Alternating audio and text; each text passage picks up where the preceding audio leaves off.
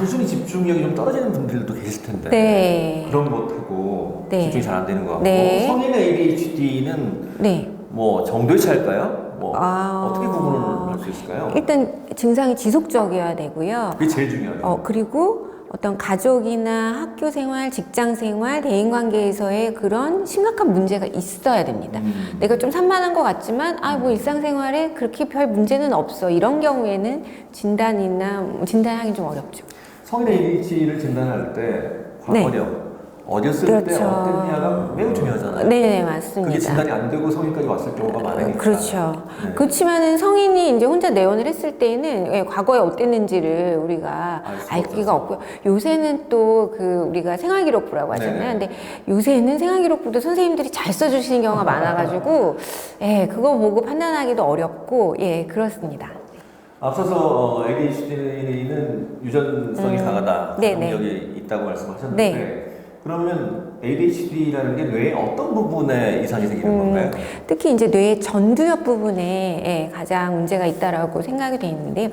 전두엽은 어떤 실행 기능, 그 다음에 어떤 우리가 충동 조절 이런 거에 굉장히 중요한 부위로 알려져 있거든요. 근데 이런 부분에 조금 가장 문제가 있다라고 알려져 있습니다. 실행기능이라고 하지만 실행기능에는 많은 게 들어가 있습니다. 플래닝, 그러니까 그렇죠. 계획을 세워서 네네네. 조직적으로 네네. 실행하는 그런.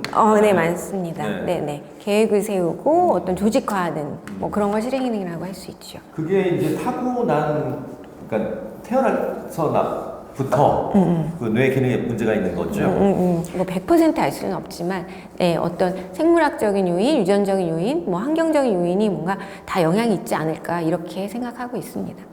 성인 ADHD의 유병률이 3% 지금 예상하고 있습니다. 그래서 100명 중에 3명일 텐데 진단이 안 되고 치료받지 못한 채 평생을 그냥 ADHD를 갖고 사시는 분도 많이 계신 것 같아요. 그렇죠.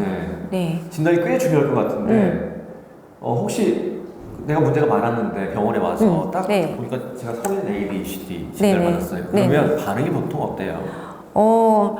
그럴 줄 알았어요. 이런 경우가 많습니다. 요새는. 네네. 요새는 워낙 인터넷 네. 같은 경우 보고 공부를 다 하고 오시기 때문에, 네네. 오히려 맞죠? 뭐 이렇게 반응하시는 경우가 많아요. 네. 드디어 문제를 알았어요. 그렇죠. 좀 받아들이고 지금까지 문제가 내 잘못이라기보다는 하나의 병이었구나. 네네. 오히려 그래서 편안해요. 네네네네. 긍정적으로 변화하는 경우도 있더라고요. 네, 맞아요. 오히려 그래서 이제 뭔가 문제점을 찾았다. 이렇게 생각하시고 오히려 편안해 하시는 분들도 많습니다. 그러면 병원에 오게 되면 우리가 무슨 검사하죠? 그러니까 자가 진단 표도 좀 있죠. 네네. 스케일이라고 아마 그러죠. 인터넷에도 많이 있는 걸로 알고 있는데요. 네. 그래서 뭐 ASRS라고 해서 이제 성인 ADHD 자가평가 척도 같은 것들이 있고요.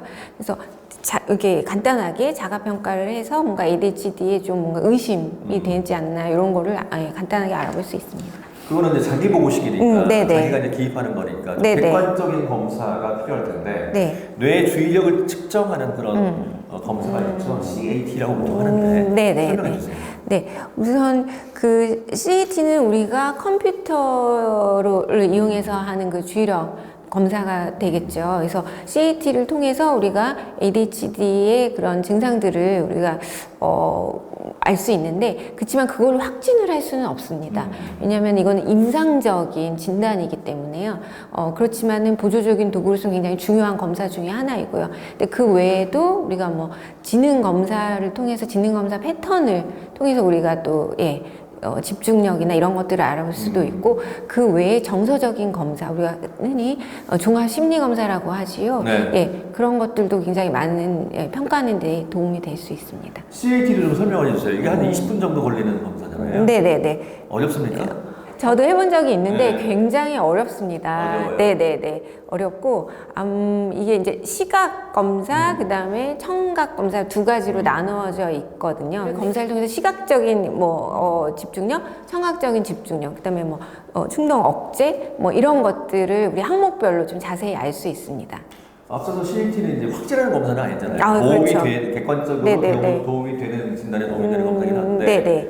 종합적으로 판단을 해야 되는데 우리가 이제 성인 ADHD가 의심이 되면 종합 심리 검사라고 해서 네네네. IQ라고 하죠. 네네네. 웩슬러, 네. 그다음에 뭐 로샤 로샤 테스트니, 검사, 네, 네. 문장 완성 검사니 네. 뭐 MMPI. 라고 보통 네네. 얘기하는데 이걸 하는 이유가 뭐죠? 우리가 ADHD가 있을 때 동반 질환이 굉장히 많습니다. 그래서 동반 질환을 우리가 평가하기 위해서 하는 경우도 있고, 그 다음에 우리가 우울이나 불안이 있을 때도 ADHD 증상이랑 거의 유사한 경우가 많습니다. 집중이 안 되고, 네, 건망증이 심해지고, 그래서 ADHD가 아닌 다른 질환이 있는 것은 아닌지 그거를 알기 위해서 검사하는 경우도 있고요. 네. 앞서 말씀드린 CAT 검사가 그냥 주의력만 평가하는 거기 때문에 주의력은 어떤 병이 있어도 순간적으로 그 기간 동안은 또 네. 기능이 낮아질 수 있으니까 네, 네, 네. 그런 게 필요하군요. 네.